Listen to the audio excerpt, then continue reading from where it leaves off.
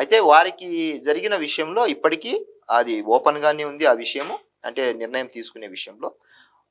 ఆవిడకి జరిగిన ఏదైతే తప్పులు గాని, లేకపోతే అన్యాయం గాని, ఆమె బాధపడిన సంఘటనలు గాని, వాటి మీద పార్టీ క్రమశిక్షణా చర్యలు అండ్ రివ్యూ కూడా జరిగింది.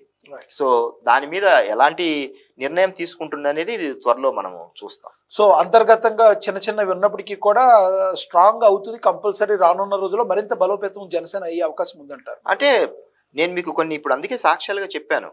బలోపేతం అవ్వడానికి మాకు 2014 నుంచి 24 ఎన్నికల మధ్యలో జరిగిన 19 ఎన్నికలు, మొదటి ఎన్నికలు మేము ఫేస్ చేసాం. రెండో ఎన్నికకు వచ్చేసరికి మేము కూటమి ప్రభుత్వంలో అధికారంలోకి వచ్చాం, అధికార భాగస్వామ్యంలోకి వచ్చాం. దట్టు 100% స్ట్రైక్ రేట్ తో వచ్చాం.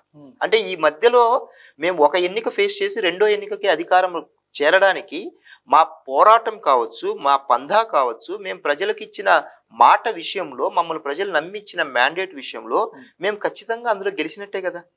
సో మేము సంస్థాగతంగా ఇంకా మేము బిల్డ్ అవ్వాల్సిన విషయం ఉంది.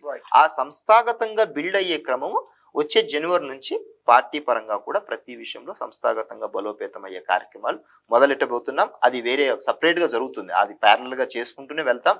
ఈ 6 నెలల కాలంలో కళ్యాణ్ గారు ప్రభుత్వంలో స్థిరపడడానికి ఒక 5 నెలలు, ఒక 5 శాఖలుగా ఆయన పనితీరు ఎలాగ, ఏ శాఖలో ఎంతెంత ఇబ్బందులు ఉంటాయి, ఎంత మేలు చేయొచ్చు అనేది విత్ అధికారులతో ప్రతిరోజు సమీక్షలు చేసుకుంటూనే వాళ్ళకి సపరేట్ గా ఒక డెడ్ లైన్ గీసింది. సో పంచాయతీరాజు గ్రామీణాభివృద్ధికి సంబంధించినది గ్రామానికి పట్టుకోమలంటూ గాంధీ గారు ఇచ్చిన పిలుపుని అందుకొని 3,500 కోట్ల డబ్బులు, 4,500 కోట్ల డబ్బులు,